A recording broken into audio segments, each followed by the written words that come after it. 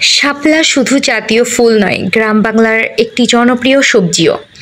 প্রকৃতির এক অপার সৌন্দর্য ও শান্তির প্রতীক শাপলা। এদেশের বিল ঝিল ও মুক্ত জলাশয়ে ফুটে থাকা শাপলার কোমলতা যেমন মন ছুঁয়ে যায়, তেমনি এর সৌন্দর্যে লুকিয়ে থাকে গ্রাম বাংলার নিঃশব্দ কাব্য।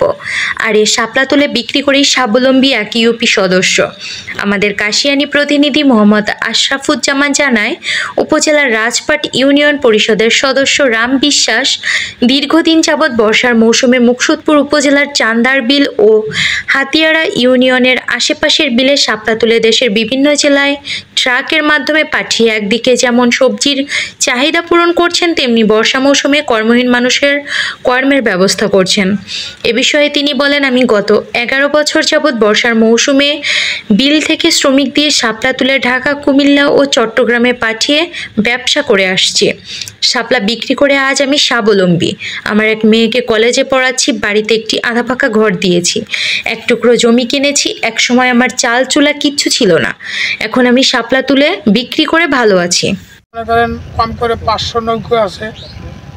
এই 500 নৌকার মাল আমি একা কিনি না, অবশ্য আরও কয়েকটা ব্যাপারী আছে এলাকারাও কেনে। বিভিন্ন জায়গা এই মালটা সেল হয়, ঢাকা যাচ্ছে, চিটাগাং যাচ্ছে, খুলনা যাচ্ছে, যশোর যাচ্ছে, বিভিন্ন এলাকায় ছড়াই যাচ্ছে আর কি। আচ্ছা, আপনি টোটাল কতদিন ব্যবসা করেন? আমি মিনিমাম 20 বছর। 20 বছর সর্বনিম্ন। এই যে আপনি ব্যবসাটা করতেছেন, এর সাথে কতজন মানুষের কর্মসংস্থান হচ্ছে? এতে মনে করেন মিনিমাম 300। ব্যবসা এই সিজনালি ব্যবসা, যাই হোক, দুটো ডাল ভাত খেয়ে ছেলে মেয়ে ঠিক দেওয়া ও শ্রম দেওয়া যাচ্ছে আর কি।